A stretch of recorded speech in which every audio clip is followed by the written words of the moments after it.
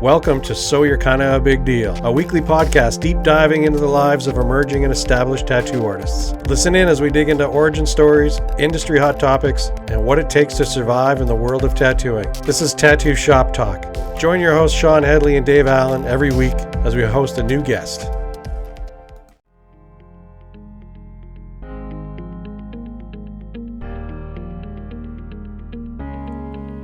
It's no secret Dave and I have a good guy connection, but we have a great relationship with many respected suppliers. Working with Lucas Ford at Classic Tattoo, I saw firsthand the blood, sweat, and stress he went through building Good Guy. Creating products for your peers is no easy task. With many to critique any small missteps, including myself, tattooer owned and family operated since day one. With Lucas, Rob, and Natalie at the helm, you know exactly what you are getting. High quality products, fair prices, and excellent customer service. Shop, support, Good Guy.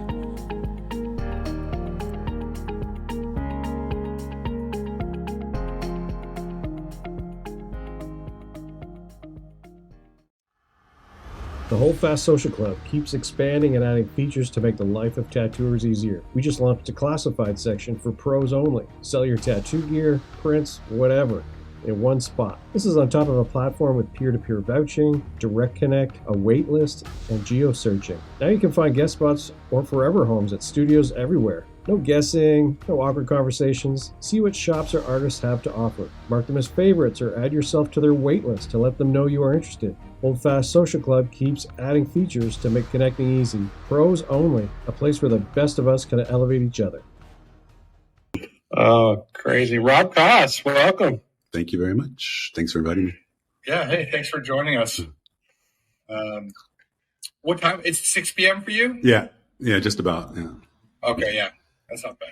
I'm in 10 a.m. and he's in 9 a.m. So 9 a.m. Yeah, you know, it's just at this time of the year. It's like it gets dark like around 4:30 over here. It's horrible. I hate it. it is crazy. Mm-hmm. yeah. Same where I am, Alberta. It's just like black at 4:30. Shawn's basically in the Arctic. Really? I was in Except that it's like I was in Norway in June, and it was like craziest. It was just like it got dark-ish, but it never really got completely black. It was dangerous. So cool. Yeah, it's cool. But if you're drinking some beer or whatever, and it hits like 12 o'clock, 1 o'clock, and you're just like, you don't want to go home because it starts getting light again, you know? Yeah, totally. I was in Alaska years ago, and I can remember sitting around a fire. The sun's kind of going down. And I was like, I'm going to go to bed early so I can get an early start. Uh-huh. And the guide said, yeah, early. It's 2 o'clock. It's true. Exactly the same. Way past my bedtime. Yeah, unreal. Well, let's just start with that general question. Just tell us a little bit about who you are and where did you get your start? Who am I? I'm nobody. I'm Rob Koss. Where did I get my start? I started actually when I was in university. It was finishing up school. I had gone to university for like film, and then I realized that it was really kind of really difficult to make films, especially back before digital, because everything was extraordinarily expensive. And you're doing analog filming, and you don't see what you got until 2 weeks later when it's developed, and then you realize it's a disaster, and then you try to redo it. So my passion for film kind of collapsed because I was just kind of dependent on everybody else to help, and it was just expensive. It wasn't working out. And then I switched to graphic design, thinking that it was kind of illustration, because I was really always into art. And it turned out after about another year and a half that it was really mostly just kind of like layouts and paste ups for advertising and things like that. And by that time I had lost so much time that I was afraid to make any changes. So I just figured I'd finish it up. And then as I was finishing up, I was just absolutely panicking because I really did not want to go into anything that was really commercial. And I had been like, I was kind of like in the punk scene, doing like flyers and doing illustrations for fanzines and doing t-shirts and jackets. And I was getting... What city was this? This is in Carbondale, Illinois, which is about 6 hours south of Chicago. And one of my roommates came home with a tattoo from Marcus Pacheco.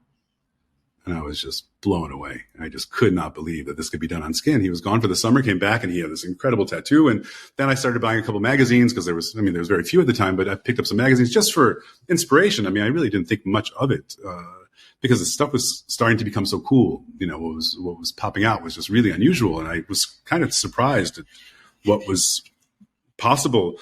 And I had drawn a few designs that were tattooed by some of my friends over by Brad Fink's place in St. Louis. And cool. And then as I was getting towards the end of the year, I really, to be honest, I had a panic and an epiphany at the same time. Where no shit, it was like the heavens opened and light came into my room. I mean, and just was like, I knew you have to become a tattooer. And it was really, really like that. I'd never had anything like that in my life before. And so I called my mom, I think, and then I said, "Hey, Mom, I think I'm going to become a tattooer." And she thought I was insane. How'd that go over? Insane. Nobody had any clue about tattooing back then. It was insane. So she said, "Well, I mean, what happens if you hurt somebody? You better get insurance." And I said, "Well, yeah, you're right. I mean, that's practical." Anyway, I had a credit card. I had no money. I hadn't seen money probably in 9 months. And I decided I'm going to buy Spalding and Rogers kit, and without having any clue. I never even seen. When I got tattooed, I was so nervous that I didn't really even look to see how it was done. I mean, when it was on my chest or my upper arm, and I was kind of just, whatever. So I didn't really pay much attention to it. And then, but I got this stupid book. I mean, the book, right? A to Z from Spalding and Rogers.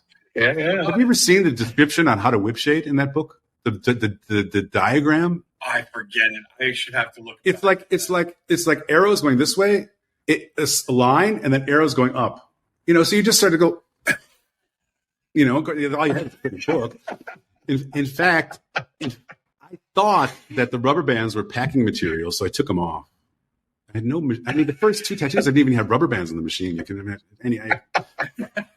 So I tattooed some roommates. I tattooed some friends. I did some horrible tattoos. It was a disaster actually, but I was really passionate about it. And I ended up doing it for 6 weeks. I tattooed a couple of my friends, finished up school, got a job, went back to Chicago where I'm from.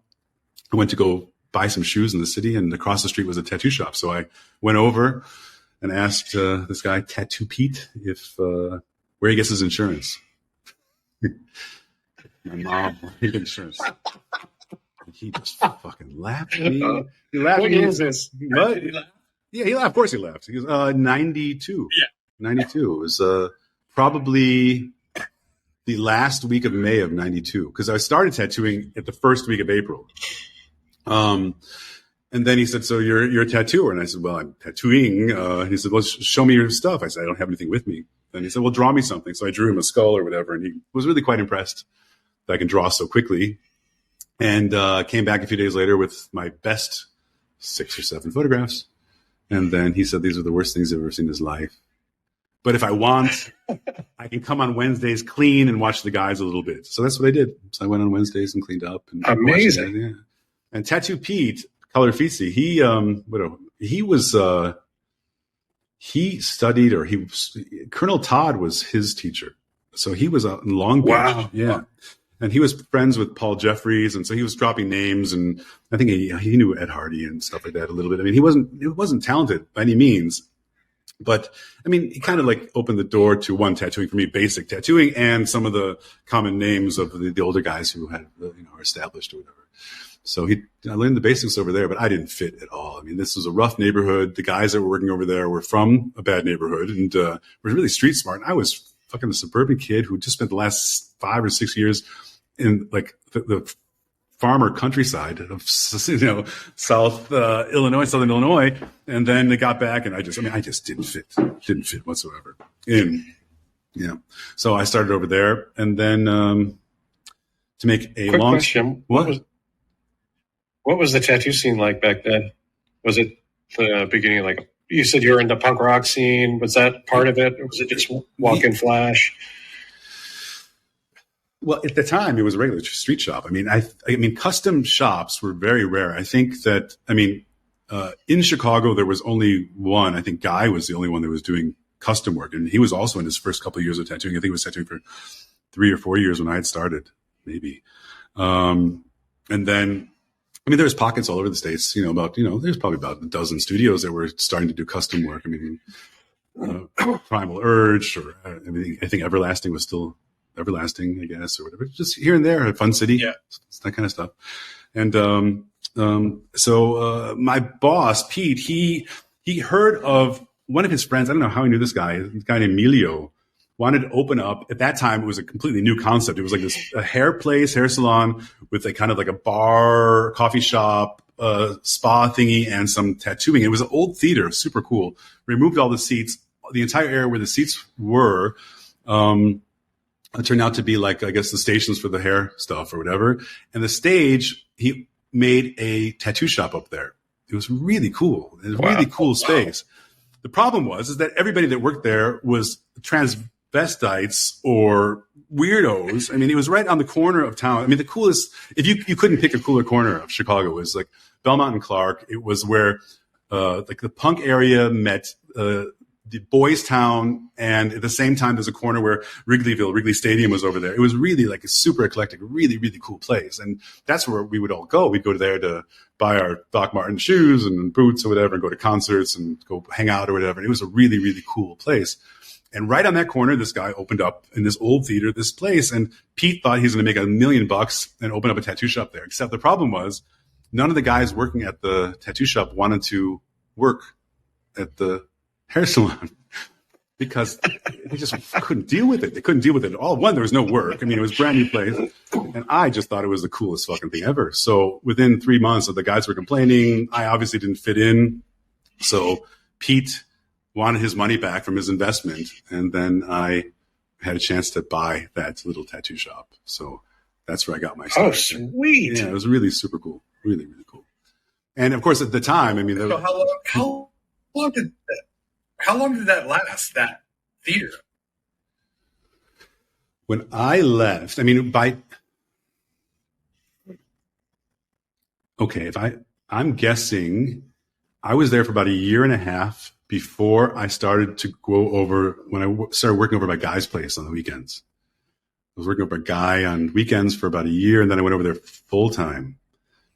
And then Kim Tsai took the shop over. She had moved from, I think, Columbus or Cleveland to Chicago, and she took the shop over. And so I'm guessing in that location, 4 years. 4 years they stayed over there. And then they moved somewhere else. They didn't have the tattoo thing anymore, I don't think. Right now he ended up in Belize, I think. Chicago's got such a cool history back then. So many people came out of there. Yeah. Funny enough, it was really good. I mean, at the time, it was everything was just starting. So, I mean, it was like the first wave of young alternative artists anywhere. In Chicago, it was pretty early. I mean, you'd had Phil Holt on a couple weeks ago, I think, right? And he was working over there, and I think Tim Biedron was over there too. Tim Biedron.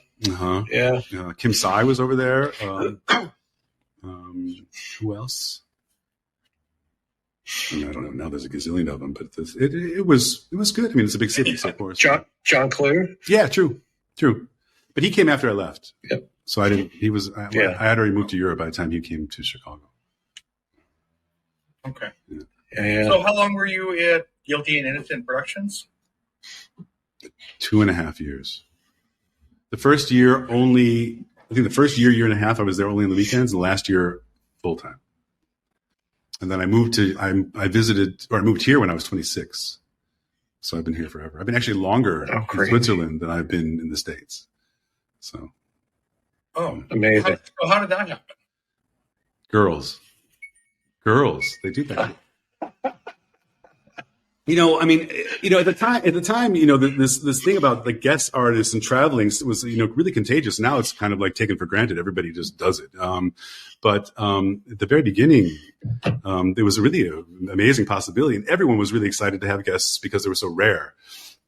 So when I came to Europe, what I didn't realize is that the magazines that were being distributed in the States were also being distributed here.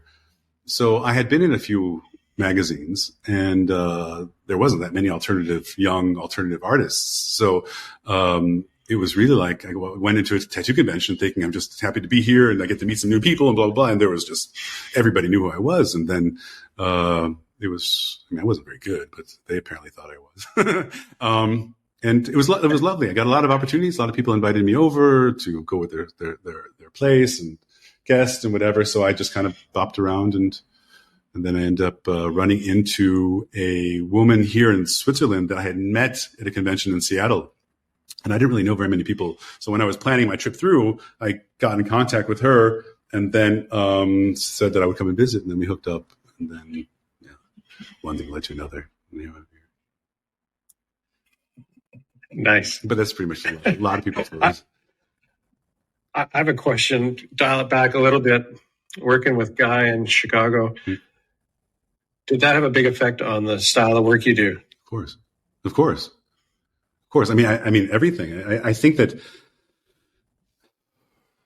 I mean, my biggest influences at the time. I think Marcus Pacheco originally was a big influence.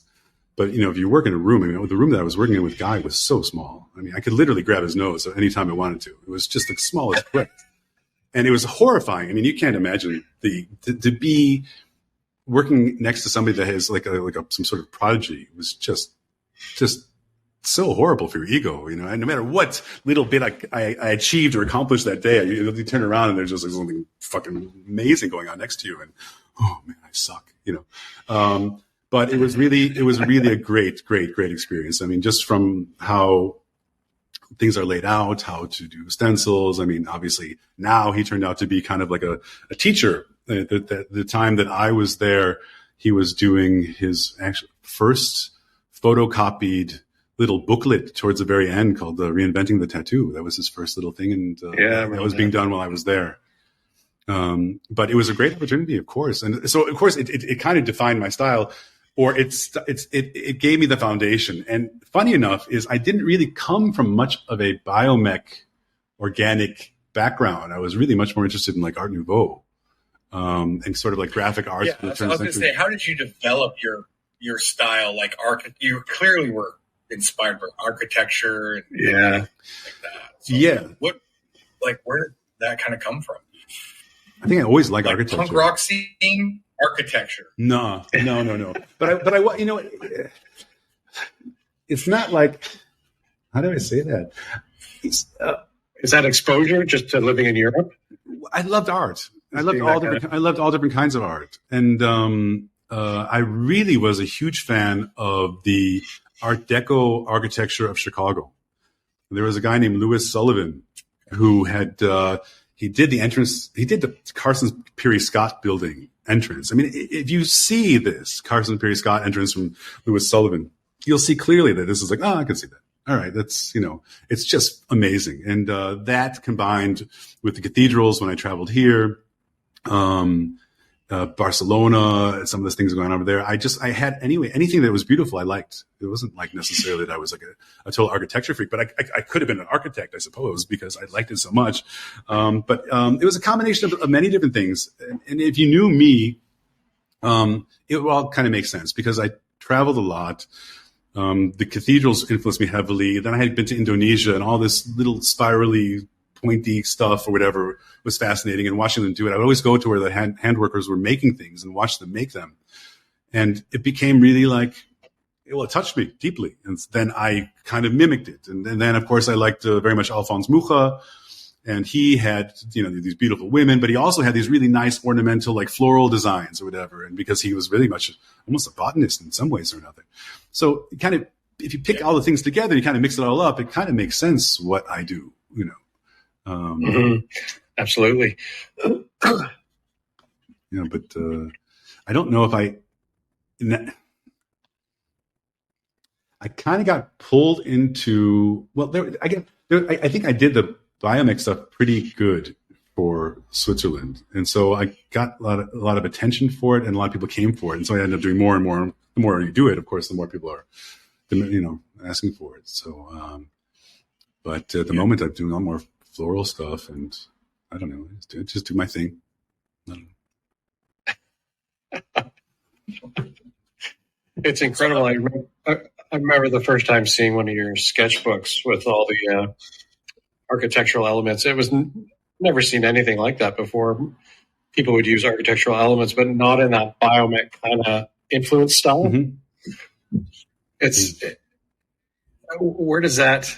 I mean, it's easy to say, it's obvious for you to say where it came from, but how did you stumble onto that? Like, you didn't just use architecture in your tattoos; you really changed it and how you used it. That's a really good question. I think one of the how are these decisions made? It's whenever you talk to an artist. I mean, of course, what you secretly want, or me at least, is to find out who's the person that makes the stuff, right? But we're kind of like this shell of normal dude, and then inside is a whole series of decisions. And those are that sensitivity is what you want. How do you see the world? How do you filter the world? And how do you combine the stuff to make things that look the way that you make them look? So, I mean, I suppose I could define or explain like how I made my choices, but, it was, trying to take architectural elements, which are really stiff and straight, and try, how do you put them on the body? And how can you make them so that they move and flow or whatever? And, Guy had criticized me once, and that hurt me deeply, but really well-timed criticism can be very helpful. But he said I had no flow. And, that really got me. That would hurt. Yeah. Well, I worked pretty hard on creating a flow. So, it became really very important for me, the way that things moved. And then what I did was I would probably set up a movement, and then I would build off of it, and try and construct things on it that I liked. So that explains how I would do like Gothic windows that would kind of move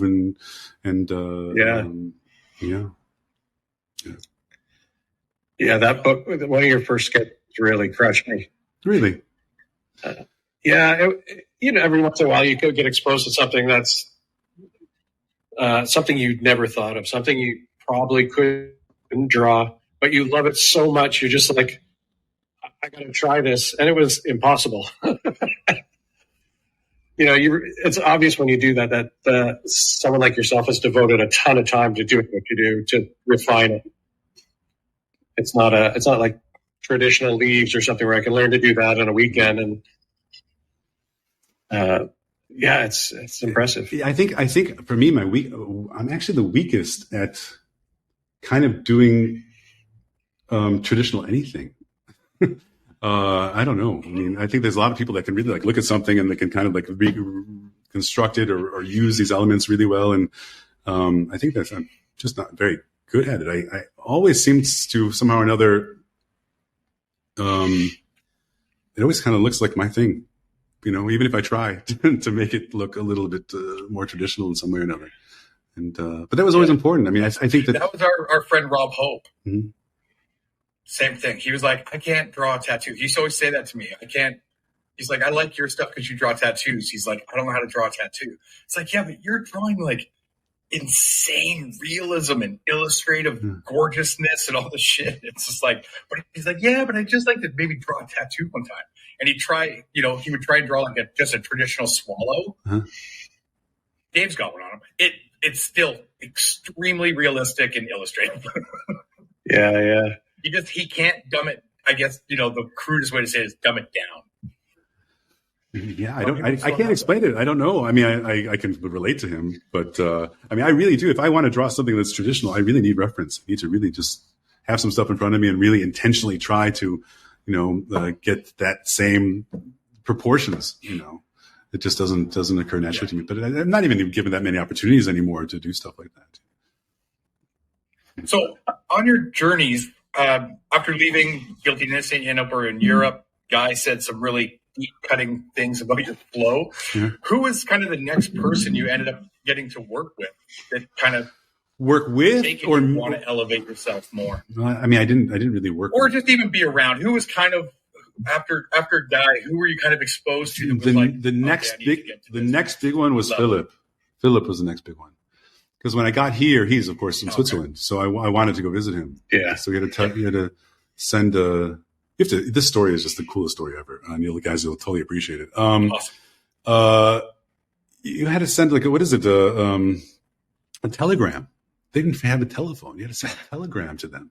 Send a telegram, and then I got a telephone call from Tatine. She went to a phone booth and called me back a couple days later, or whatever, and invited me to come. Then I came over, took the train over. Then this is still the old apartment, where Felix and is this. You've seen the pictures of the place, right? It's a tiny apartment, and there's like a family of like 4 living there, and the living room was a tattoo shop.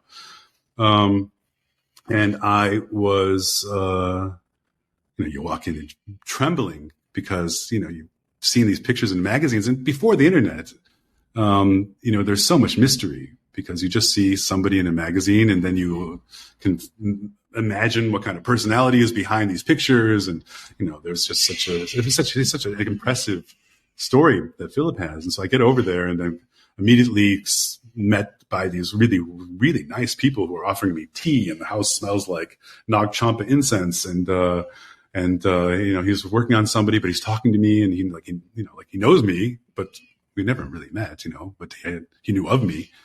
And, then we're hanging out and smoking some pot, and, customer ends up leaving after a few hours, whatever. And then, sitting on the floor, and he pulls out some books, and you're like looking at all this stuff, and you're thinking to yourself, you're in like tattoo heaven. And then he's like, so, you're going to stay over? And I said, okay. Yeah, sure. Yeah, great. So, okay.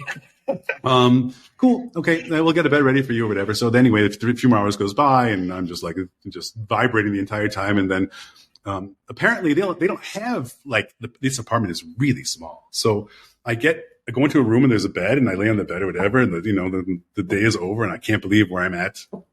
And, so apparently this was Philip and Tatine's bedroom, and I got to stay there, and they slept on the floor of their parents' room. Can you imagine? Wow. I didn't even know that. I had no idea where I was. I couldn't even quite tell how many rooms there were, but I just knew the apartment was really small. Couldn't quite figure out how it was laid out. And then the next thing I remember is the door opens, and Tatine comes in with a tray of like bread and jam and tea. And she puts it on top of the bed while I'm laying, on top of me. And then Philip comes in with a guitar, and he plays music for me while I eat breakfast. I was just like, this can't be. This is just the coolest thing ever. It was really just like tattoo heaven, It was so wonderful. And so, Philip was, there's a lot of really strong personality types in tattooing. And I never really quite, I always felt like intimidated, to be honest, by people who are just really overconfident. And, they had the ability in many cases, but I don't know. And then Philip was really one of the first people that was just so lovely and so nice. And I thought, okay, this is a different way of tattooing. This is just a different way of being a tattooer. And it was really, really nice and really eye-opening. So Philip shaped very much about I'm trying to put in a little bit elegance and movement into the tattoos, and trying to allowing myself to be the person that I am as a tattooer and as a person. And so then I was like, okay, now I'm off the hook. I don't have to act like a rooster the entire time.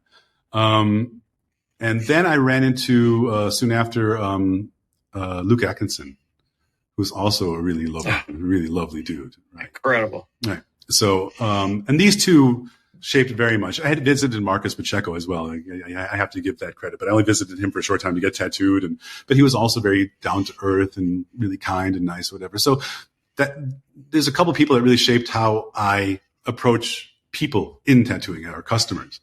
But as far as like influencing styles, I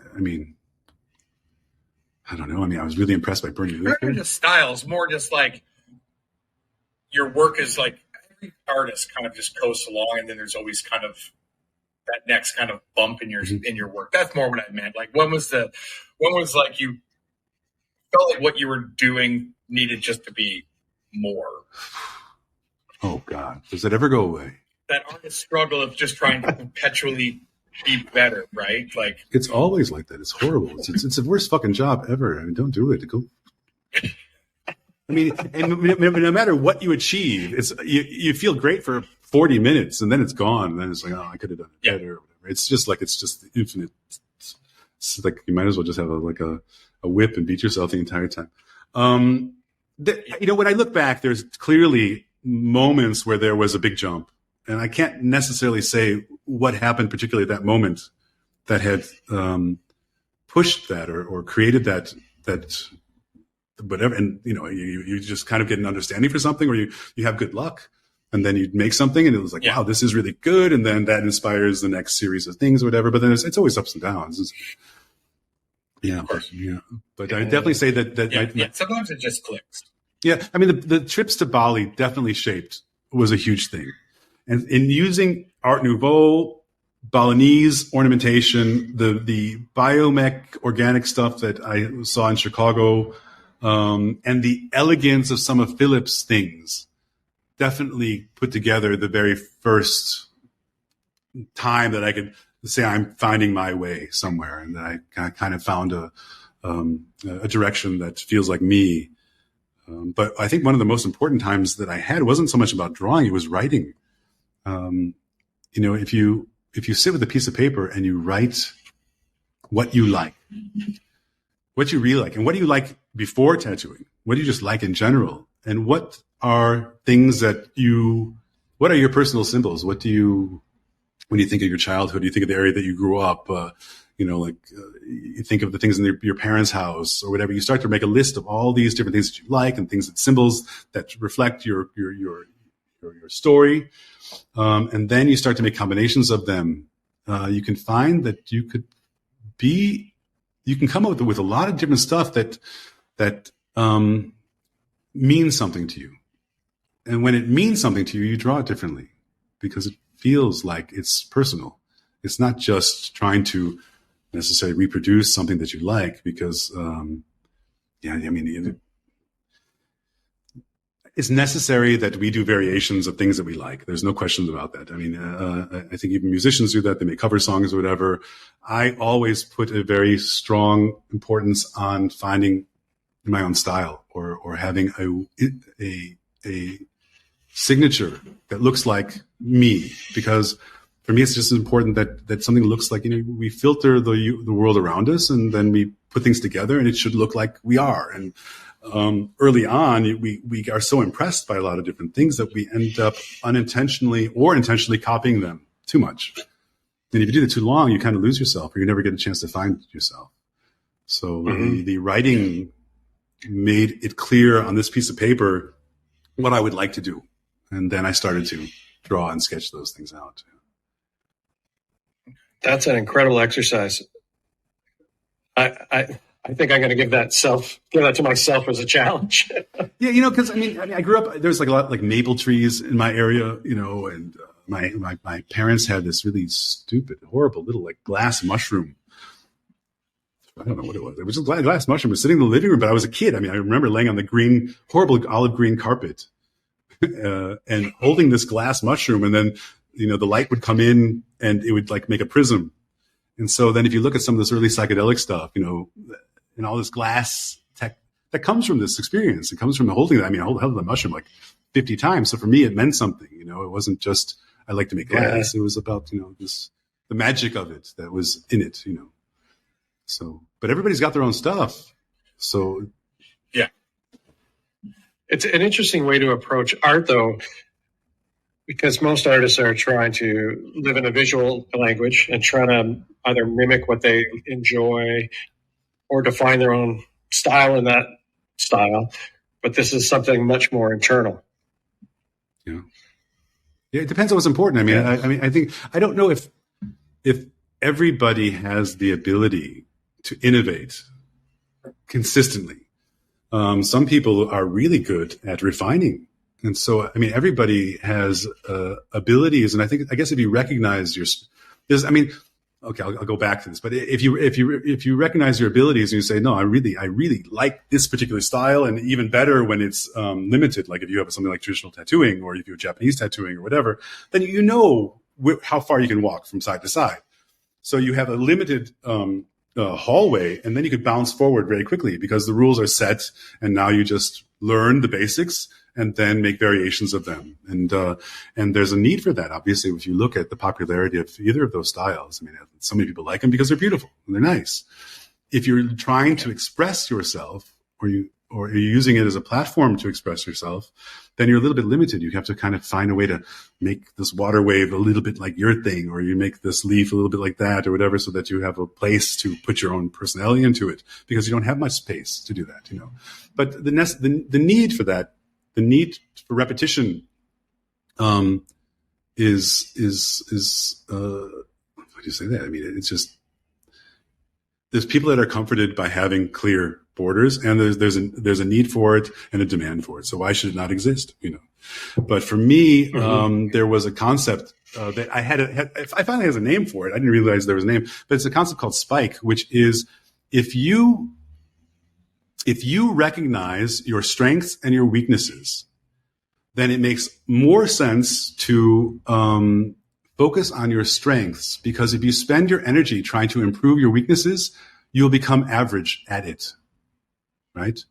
You'll bring it from low to medium. But if you spend that energy making your strengths, improving them, you'll be here. So why then spend this energy trying to get somewhere in the average range when you can be spending all of your energy trying to get this one thing that you're really good at to be excellent? And,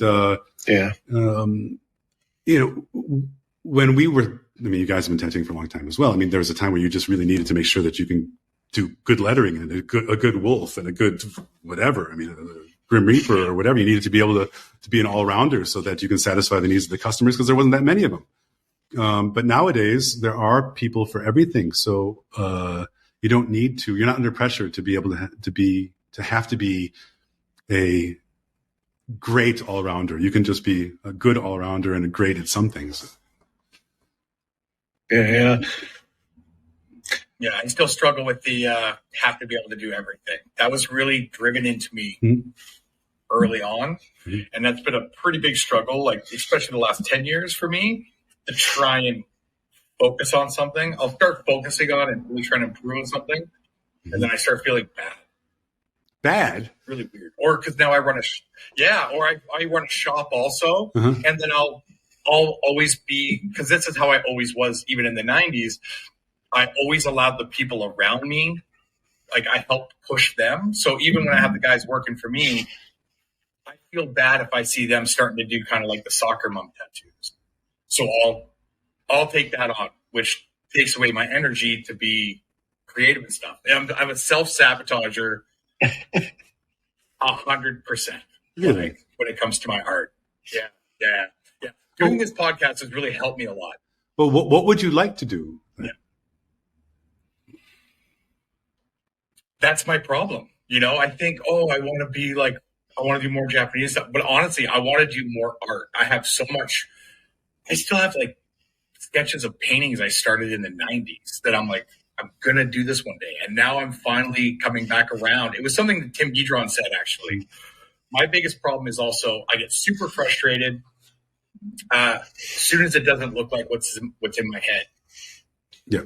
And I just walk, I'm done, right? I'm like, I can't paint the way I can tattoo, but I need to stop trying to do that to begin with, right? So I just need to start doing art. So just said, like, once you get over that it'll never look like what's in your head, you'll have growth. And I've painted more in the last few months than I have in years. I'm just like, almost every day I'm working. But don't you have the experience that you made something that was disappointing because it didn't look like what you thought, what you intended, and then you look at it a few years later and go, no, that's really cool. It's really good. I mean, maybe it was 100%. So, right. But a lot of the times I'll tear it up and throw it away because I'll just be so fresh. I'm just like, fuck, you know. But now I'm over that, and now I'm trying to work on kind of multiple things at the same time. So I'm walking away from them, and then I'll come back. I was complaining about something a couple weeks ago in one of my pieces, and my girlfriend took it and walked to the other side of the room and held it up. And I was like, oh, yeah, I'm always too close to it, and I always forget that. So I'm always super self-critical for that stuff. So doing this podcast has really helped me starting to do more things and trying to push more artistically for myself, not even just for tattooing, but just for myself. So yeah, so I get that. I know what you mean by like looking inside and kind of remembering and what really, you know, trying to find your own voice and stuff like that. I've always kind of stifled that in myself. Well, I mean, we have a tendency, because there's so much data nowadays. I mean, we get completely numbed by this enormous amount of stuff you see on social media. I mean, it's just too much. Our brains are not made for that. But the only thing I can recommend, if you want to force progress, write a page of what makes you and what things that you really are passionate about. Then make also descriptions of combinations of things that you think that would be cool, and then take a limited amount of reference. Pick 10 things or 15 things that you really, really like. Print them out, put together a board or a little booklet or whatever, and only inspire yourself with these things for a particular amount of time. Say, I'm only going to draw inspired by these pictures for 4 months. And then you will force progress, because if every day you're looking at, I mean, we stop, you pick up your telephone, right? And if you got good taste, which I'm sure you guys do have good taste, you're following you're following like 1,500 fantastic artists, and you just dilute yourself by the quantity of pictures. And I've always found it interesting, that concept of limiting yourself to create creativity. The most interesting creative problem solving is done in a very small space. Mm-hmm. The problem of overcoming limitations. Yeah. You get lost. And of course, our job is stupid too, because you start something and then the person walks in a month later, and then you have to work on 3 or 4 hours on the thing. And then, you don't really always get to choose what you're doing. It comes in whenever it comes in. So it's not like you can say, okay, I'm going to start this theme and I want to work on only whatever. It's just, scary stuff for the next 2 weeks or whatever. You really are trying to squeeze this in on the evenings or on the weekends. And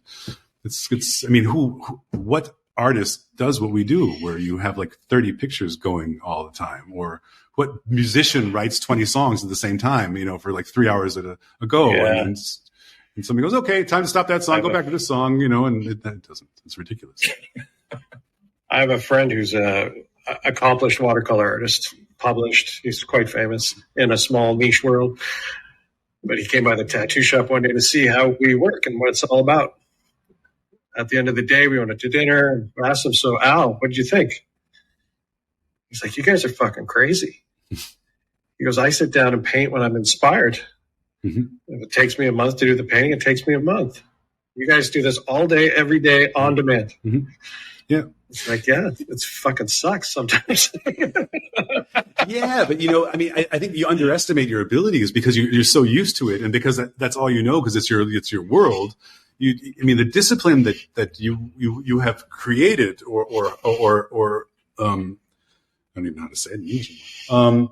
You've harvested this discipline, and you can use it in so many different ways that other artists have never had never built that, never discovered that, then so if you were to take a break, let's say, we had the pandemic again or whatever, and you had a few months off, you could say you really would be able to, create enormous amounts of artwork, more than probably a standard artist would, Mm-hmm.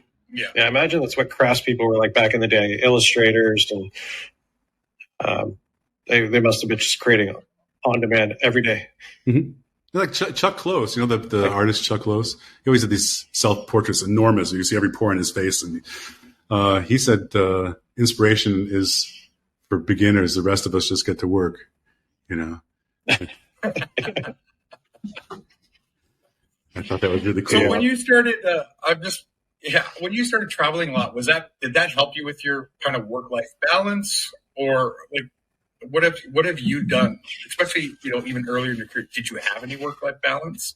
Because we know tattooing can be the all-consuming art. Work-life balance. Still haven't found it. It's a really interesting term. The first 15 years I was compulsive about it. I was really just obsessive compulsive. Everything that I saw, I was absorbing, because the world of tattooing was just opening. It was like the beginning of the tattoo renaissance, where you're moving away from classic tattooing and everything is possible. You have this tool or medium that you can do anything with, and nothing's really been tried. So then it was just like, oh, that would be possible, and that would be possible. And then trying to do full scale, full scale bodysuits, imagining, what Victorian would look like, what would Gothic look like, what would whatever. And so then there was about 15 years that it was really it was all about tattooing. And that's all I really wanted to do. And then after that, it becomes kind of like who you are, I suppose. And eventually, now I can turn it off like this and turn it back on again. If I walk out of the shop, I get in the car and I'm already just a dude, hungry, and then I'm off, then I'll think about, getting on the PS5 and, finding out what happened to Alan Wake. And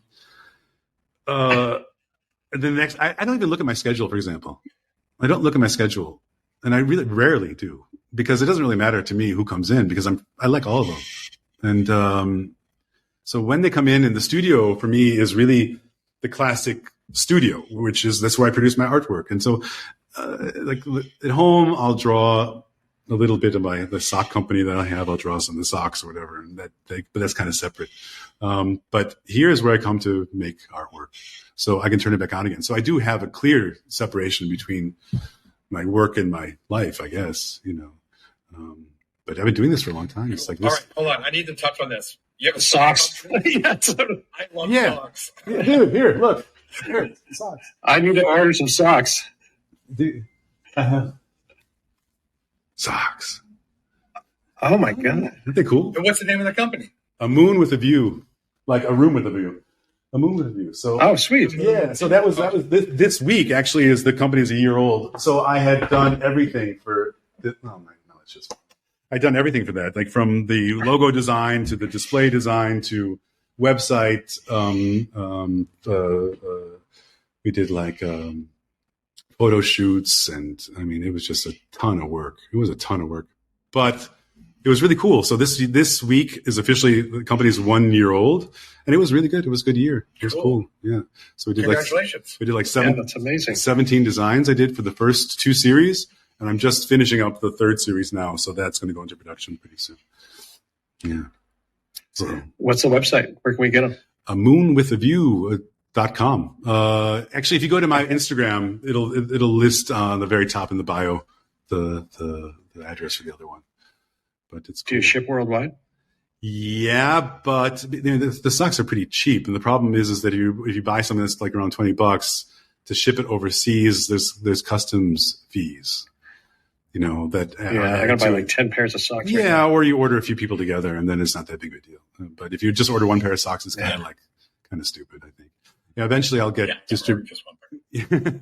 And then I've also got I have gift boxes too, which I really like. I have to show you because I'm proud of them.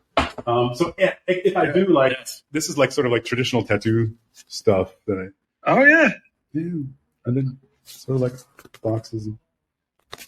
Anyway. Very cool. Yeah. And so, the first year was staying inside of Switzerland. I'm going to go in January next month to a fashion show in Florence, Italy, which is terrifying me, really terrifying, because I have to give the illusion that I know what I'm doing to a bunch of people who really do know what they're doing. And they have to play it off and, say, it's a legitimate company. But no, it's good. We did really well the first year.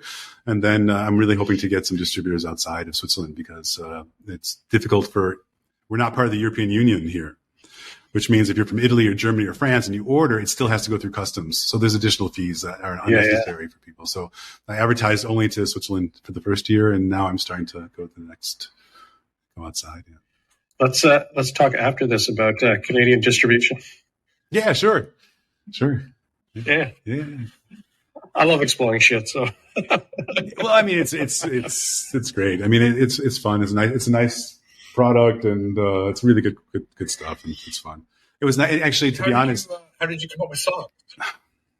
Why socks? And not underwear. It's funny that you say that. Okay, there's a perfectly reasonable explanation. Tattooing had become so normal for me that it was so automatic, and I really enjoy it. I enjoy the people. I enjoy problem solving. I enjoy making things for a specific person. It's really close to me, but it became so automatic that I was curious about doing something different. We all sit around and think, oh, wouldn't it be cool to do this, or wouldn't it be cool to do that? And by the time you're 50, like me or whatever, 54, you've done that now 25,000 times and you never really did anything. So you did a podcast, right? And so I was thinking, okay, you know what? Yeah. This time I'm going to do something. I'm going to complete and realize this idea. And I had been to Chicago with my son, and we were standing in I don't know where it was something like Target or Walmart or whatever. But they had like a swag display. Have you seen swag? Which is, you've probably seen it. It's like Corona beer or Mountain Dew underwear or Frosted Flake socks or whatever. And the display was super colorful and great. And so we were both standing there, this is so cool. And I think I got Corona underwear and he got like Mountain Dew underwear or something like that. So that's funny about the underwear. Got back to Switzerland, and then I went to the shopping center here and they had Happy Socks. And they're just horrible. Every time I walk up to the stand, because they're so colorful, and every time it's just like, I don't know, like a little lawnmower that repeats all over the whole thing, or an ice cream cone, or a piece of pizza. And I'm like, or a kangaroo. They and wear out very fast.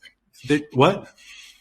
They wear out. They wear out very fast. They're horrible. They're not good. These are brilliant. Yeah. But I was thinking, it's just a shame because every time I walk up thinking I want to get something, and every time I can't find one. So on the way home, I was thinking about Chicago, about the swag stuff, and then about the Happy Socks stuff. I thought I would do this or this. And then I went online and I started to look for manufacturers. And then suddenly I was talking to somebody on a chat or whatever. And then I felt like I was obligated to do something because now there's a real person I'm talking to. And so I had them send me a template. And then,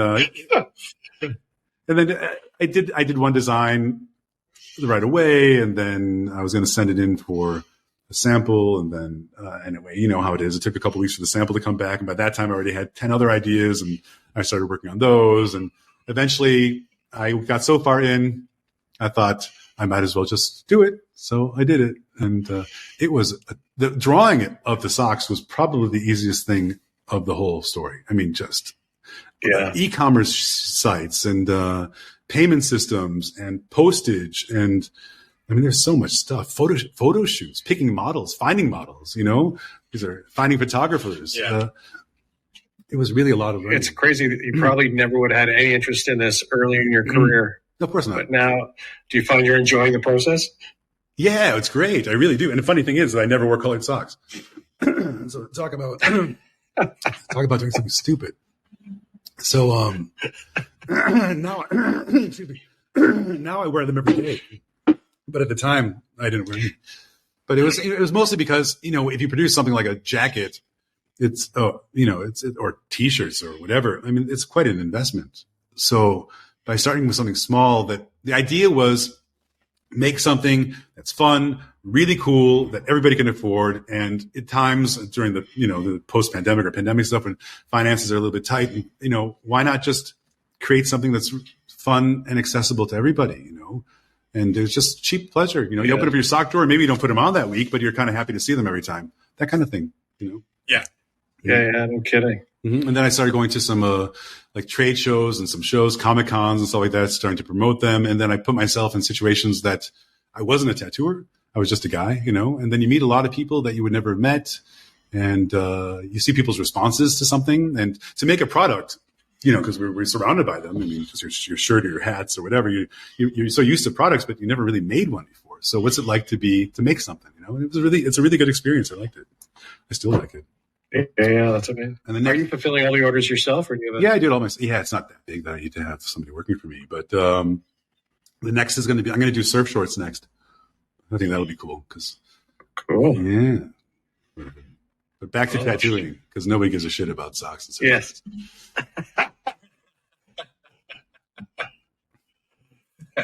So what was when you landed in Europe, were you in someone else's studio? Did you start a studio? We opened up Triple X pretty much for the first year. Oh, okay. First year I was here with my ex-wife and a guy named Valentin Steinman. We were over at, in Old Town, which is, Lucerne is just an incredibly beautiful place. I mean, when I got here, I had probably goosebumps for like weeks because it's so beautiful. And now I'm so used to it. But we were in Old Town up on the top floor of a building and then stayed there for a few years. And then I ended up moving over to this street here. Now I've been here, I think this is 22 years at this location. Yeah. Wow. Mm-hmm. Mm-hmm. That's impressive. Yeah. April will be 32 how many years. people do you have working for you?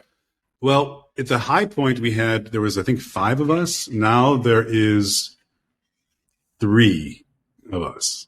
But tattooing's changed. It's the internet or Instagram or social media has taken really the studios out of the middle point between the customer and the artist.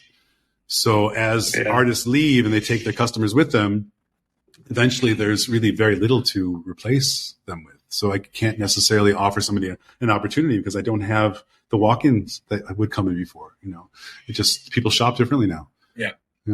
But it's okay. I mean, I'm really happy with the people that are here, but there's not 5 anymore. Is Triple X a street shop? Not really. I mean, we're on the street, but we don't have like any flash whatsoever, and people don't come in for spontaneous tattoos. We usually are all by appointment. Yeah. But originally we were. Are you doing many conventions? I hate conventions. Whoa. No, I don't like conventions. And in fact, I stopped going for 15 years. So my first convention after 15 years of a break was Frankfurt. And last year, which was basically the new London, isn't it? And then about 6 weeks later, I went to Norway. So those are the first ones. Frankfurt was obviously Mickey Violetto's show, and everybody was like the best of the best from everywhere. And that was one level. And then I went to Norway, which was done organized by a super lovely guy, Joachim. And he's really passionate about it. And it's kind of a small, it's a town, small city or whatever. And it was a very limited amount of artists. And it was really lovely. It was really beautiful. I mean, Norway is beautiful anyway, but the people were really nice, and had a good time. I had a good time at both places. But what I realized is that I don't like tattooing at conventions at all. I was just going to ask, were you actually tattooing there? Yeah, I did, but I just don't like it. I don't like it. I mean, I have a beautiful space. I know where everything's at. Because I tattoo it here, at the center of me. And when you're at a convention, it's so stressful. And the person that you tattoo doesn't really have a chance to listen to your music or see your stuff or your collections of things. And the whole experience is kind of like, a shopping center in a way. And it cheapens it. And for me, tattooing is really important. And I don't want to be, everyone has a right to do what they like. And obviously conventions are very popular and people like to do them. But for me, it took away the intimacy of the experience and I just don't like it. So I don't think I'm going to do anymore. Yeah. I haven't tattooed at a convention in probably 15 years either. Well, there you go. Yeah. But I attend them. Do you? I noticed they're a lot of fun just to walk around. Yeah. I noticed that it changed so much because I disappeared so long. I mean, I'm not really active in the whole tattoo thing. I have my friends or whatever, but I don't really participate so much in the scene as it is. But there's a lot of people I hadn't seen in so long, and the vibe was totally different than it was 15 years ago, and the way people interact with each other and stuff like that. But the artwork was incredible, fascinating. Yeah. What about guest spots? You do them? No, I would, I suppose. I would do guest spots, yeah, but do you have guests at your studio? We did when there was a bunch of work. We had guests come over. And I suppose, the last one, Shane Tan was here a couple of years ago. A few different people come by. But like I said, the Lucerne got pretty swamped with tattoo shops. So if you have your own customers, then you're welcome to come. But if you're expecting me to organize something, it's the same everywhere. Yeah, isn't it? Yeah. But it's like, I definitely enjoy having people around and learning from them, or just actually learning from who they are, not necessarily the artwork so much, but doing guest spots. I had kids, so the kids were small, and then I never allowed myself the freedom to go and do guest spots. Let's put it that way, because I wanted to be near the kids when they're growing up. But now they're a bit older, so yeah, of course. Mm. Is your kids going to get into tattooing? I hope not. No, I don't think so. No,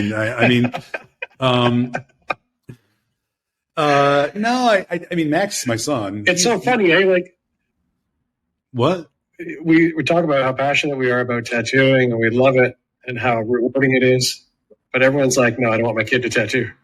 It's hard, and you really, I think you really have to have a true, genuine passion for it. And if you're doing it because your dad did it and it's an easy way because you know it, I don't know. Maybe it won't bring the satisfaction that you hope that your kids will have, when they discover their own thing and they follow their own path. I mean, oh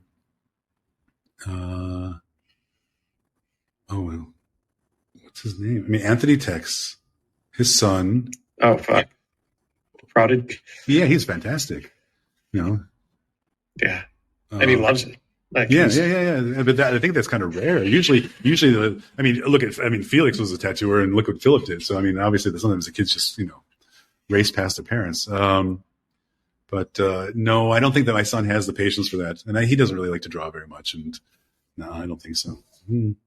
My daughter, she could if she wanted to, but I don't think she'll do it either. Yeah, awesome. Dave, you want to ask the question? Top 5 tattooers. When? Who are your top 5? Now or before? No, or? Whenever you want. Just 5. Just 5. It's easy. There's only 5 names. I mean, come on. Okay. Because I already mentioned people that inspired me early on. I suppose I can leave them out. But the one who I just love is the, I hope I say his name right, Gothic. Oh, yeah. Gakin? Yeah, or Gothinks is on Instagram. Gothin is a Japanese guy living in the Netherlands. I think he's actually going back. I think he's going back to Japan, or he did already. But his stuff is just so beautiful. I mean, I could wear almost everything he makes. And I like very much Lars Uwe, Loose Lips. Oh, fuck. Yeah. I mean, I've been tattooed by him a bunch, so I know him really well. He's wonderful. And I like very much. You want to put in a good word for us? We'd love to interview him. I don't think he'll do that. You can pretty much forget it. I would be. I don't know. I would be surprised, but I don't know. I'd be surprised, but maybe he would. He's just he is incredible. I'll reach out. What? I'll reach out. Yeah, reach out. Do it. I'll send a note. You guys are good. There's a woman named Filuino. She's also does really nice body suits on mostly women. They're really elegant, a little bit Art Nouveau-ish too. It's lovely. And fibs I like very much. Oh yeah. And I guess I have one more or no? Filuino, Gawking. One more. Then I would say Daniel Bauti. Daniel Bauti from I think he's in Mallorca, Spain. God, his work is just beautiful. This is also Art Nouveau. Beautiful stuff. Does he do big paintings, large scale painting? No, he just did a book, but everyone does one of those. It really does look like turn of the century, elegant Art Nouveau, but he has his way of it. It's really clean, and I can go on to all the guys in California, all the people that are doing this sort of Art Nouveau, new school stuff, or whatever. But he really has something quite special, like Lars has something quite special, I think. Yeah. When are you doing a book? Well, I'm not doing a book because I can't photograph. I can't photograph for shit. I cannot photograph my tattoos to save my life. They all look horrible. So, and luckily I was just following Chris Trevino after not following him for years, and he can't photograph for shit either. So that's cool. At least, there's a bunch of us out there. Yeah, but I'm really horrible at photographing, really. It's terrible. Same. It's okay. So I have a collection of shitty photos in a book, but I don't know if anyone else to see that. I would love to see a book from you on process. The process. Like conceptualizing, sketching. Yeah, I mean, almost everything I do is drawn on. It's almost, I would say 95% freehand everything. And I don't really make much photographs of the process. But I was thinking nowadays with the smartphones or whatever, I suppose I can make some videos. Because it's kind of interesting. It's just interesting to see how it goes. I mean, but the process for me is also the conversation leading up to the sketching, and then the conversation as you're sketching, and then the talking in the mirror and refining the sketch or blah blah blah. But I'm just not that organized, and often at the end of the day, I'm so tired that I just kind of like take a couple photographs, thinking they're good enough, and then I realize the next day they're just terrible. If you took like 3 to 5 clients and did case studies of each one, you could present them as just basically introduction, what the preliminary process is, what you talked about, how you evolve that into a sketch, freehand, a tattoo. That'd be fascinating. Yeah. No one's done that. That's true. It would be good. Because for me, that's the most important part. To be honest, I mean, when you look at these beautiful tattoos that are made for people and you don't really know who it's on, it is somehow or another a bit shallow, because it's basically just it's highlighting and spotlighting the artist's abilities, but it doesn't say, I mean, the purpose of the tattoo is to bring something onto somebody with I don't want to say a story, because I think it doesn't need to be a terribly important story, but there are usually moments in people's lives that are a period of transition and what you're trying to accomplish with the tattoo. And so if you don't have the story behind it, then it's hard to really be able to judge a tattoo. And it's also very, if you have a competition for tattooing, I mean, the personal tastes of the 5 people who are on the jury decide whether something is good or not. And I mean, they could be put another 5 people up there. They would have picked another design that would have got first place, whatever. Yeah, absolutely. So when your clients are coming in, like, are they coming in with like full ideas, or is a lot of your stuff still conceptual at the time of? Yeah, a lot of it's conceptual. I mean, there's always people that know what they want. I mean, and there's other people. I mean, the worst thing you could do is just say, what I hate, it freaks me out, is I really like your stuff. Do something. Yeah, and it's like you're standing in the middle of the desert and someone says, start walking. It's like, well, which way should I walk? Yeah. And it's like, oh no, walk somewhere. So you just that I don't like, but. The conversation is interesting because, a lot of people are very naive about pictures, and they look at the internet to motivate themselves and inspire themselves. And what you're doing is you're looking at other people's ideas.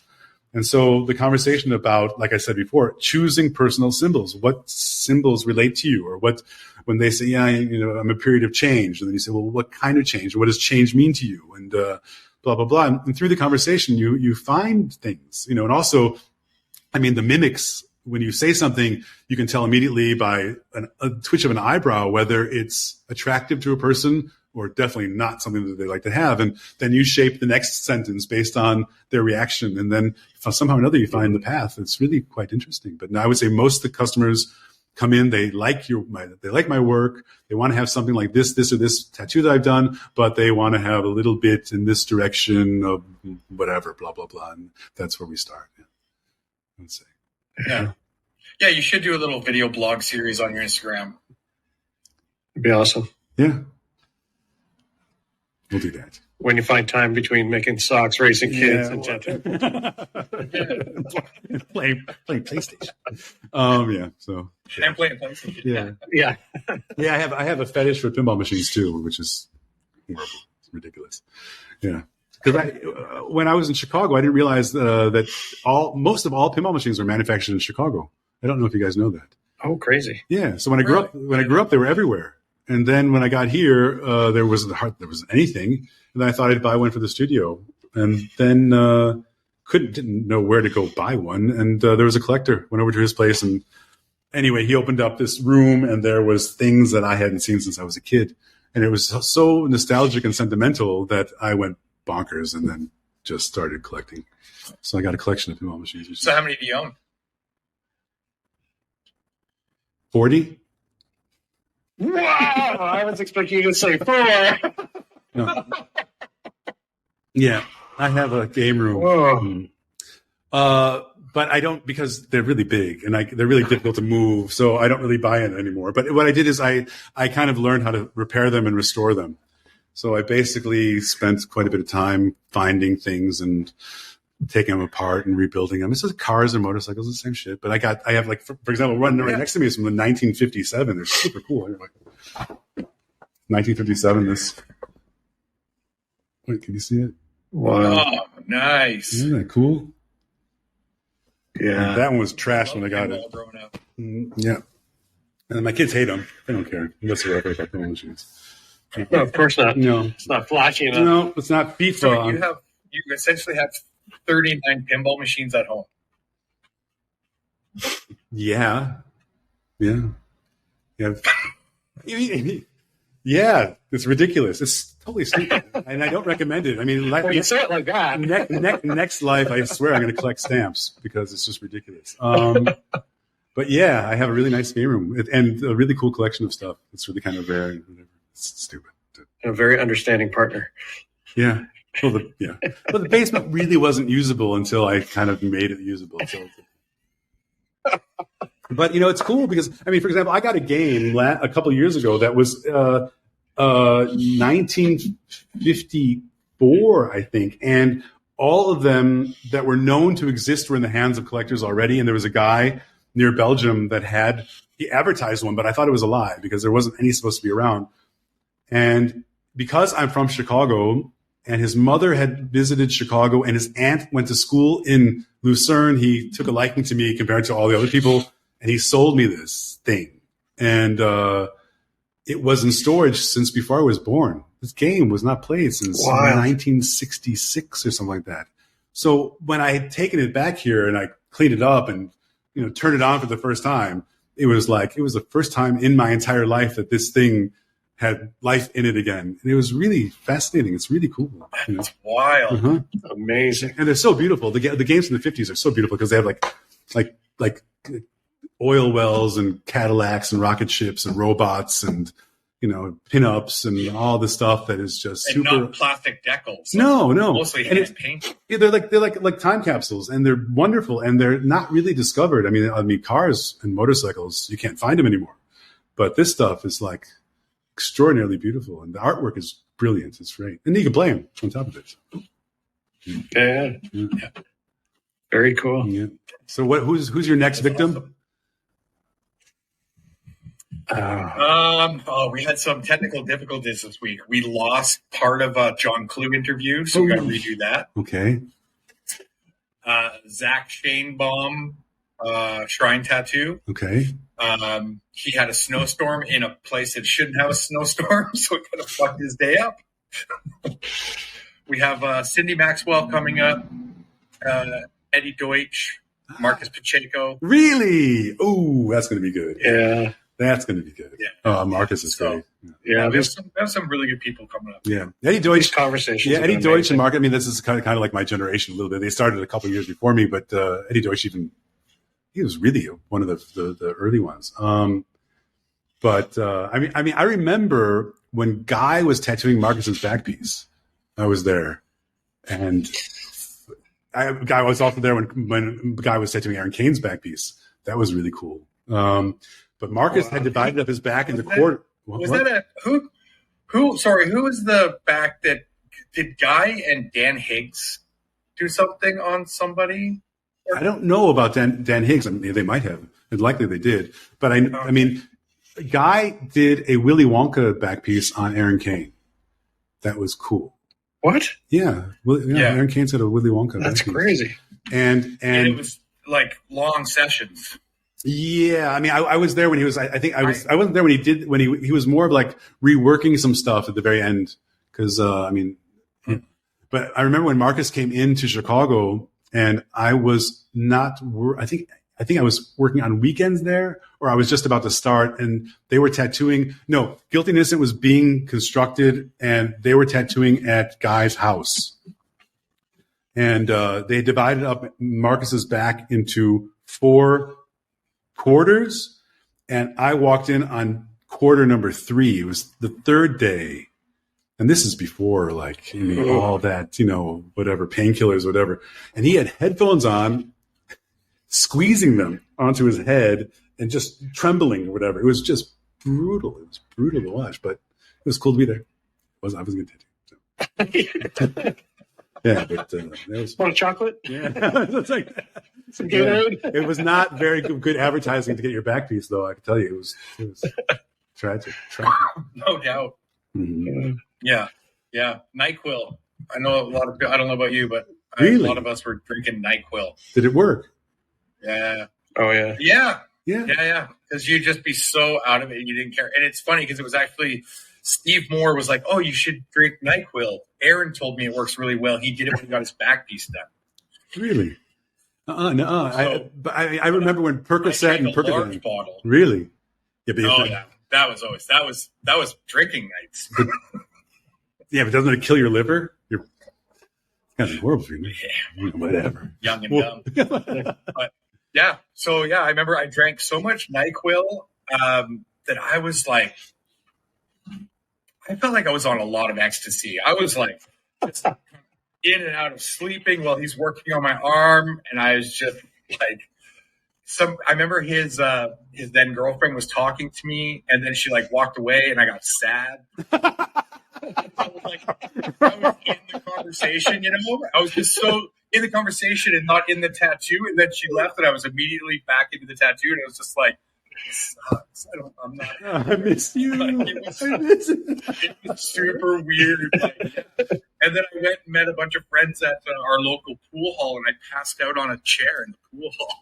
Yeah, I'm not surprised. Don't drink a whole bottle of that. No, I never even heard of that.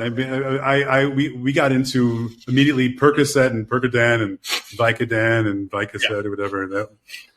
But I don't think we can get NyQuil here. I think it's called Vicks Medi-Nite here. Medi-Nite. Oh, it's not even NyQuil. Sounds like it tastes gross.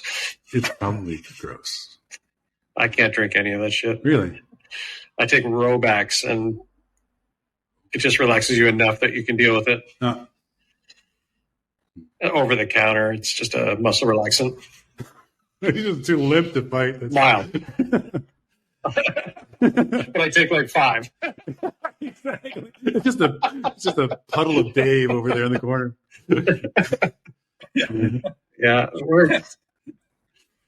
Awesome. Oh man, this was so much fun. Thank you so much for doing this. Oh, you're welcome. Yeah. You don't really do this stuff. Thanks for the invitation. It's cool. A lot of people were excited to know that we were interviewing you. Really? Yeah. That's cool. Oh yeah. Yeah, of course. Like I said, I don't really do anything anymore. So I'm like in my little universe, and well, you know what? I have to say something because it's not really fair. I was thinking about Phil because I really like Phil's work.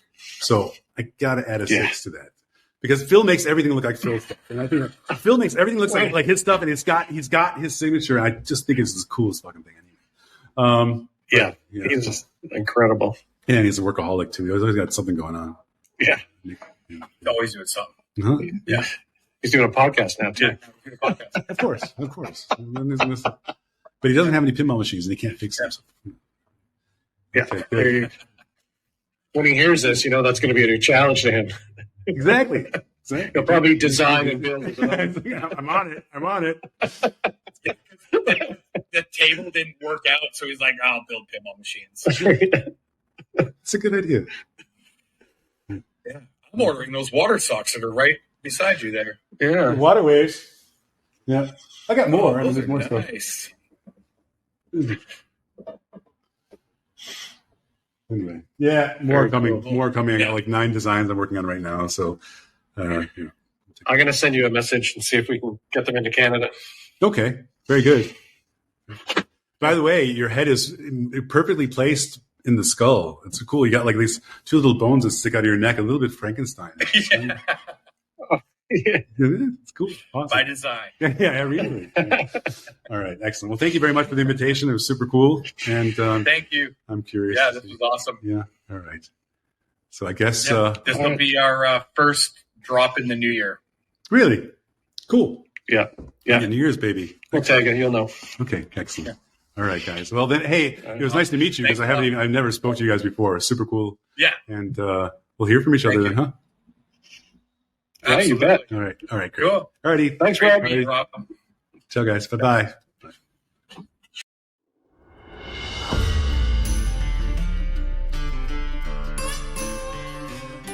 It was great getting to know Curly and this amazing guy that tattooed with one arm. You know, the customer had to stretch his own skin. So I did get blood poisoning from him twice. Yeah, twice.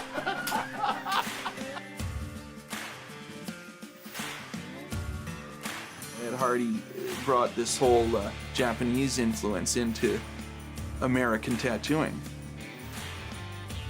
Once Dave Shore come onto the scene, it was like tattooing completely changed. If anybody could say anything about greaseball Japanese, it's fucking Dave Shore. Salty, piratey, bikery, just hard not to do. Man, he'd pull in on his chopper with the tattoos and the girls, and I mean, he was just like so cool, man. He captured vulgarity and pleasure and insanity and recklessness. Tattooer in the 80s or 70s, just not the same, yeah, you had to be a tough guy. I was scared shitless. Even though I was kind of a biker guy, these were bigger biker guys, you know? I'm not totally sure you could paint the picture accurately to somebody now getting into tattooing about what it was like then. And the only reason I would say or I feel that way, though, is because they might not believe you. We had the limo waiting for him with all the lines of blow lined at the airport. This is the way we do it in Canada. In the 80s, 90s, Paul Jeffries was like the king of tattooing. It wasn't just in Canada. Like, am I supposed to stop tattooing? Because if this is what I'm supposed to aspire to, it's not gonna happen. Each one of these old masters influenced groups of tattooers, who in turn influenced other groups of tattooers.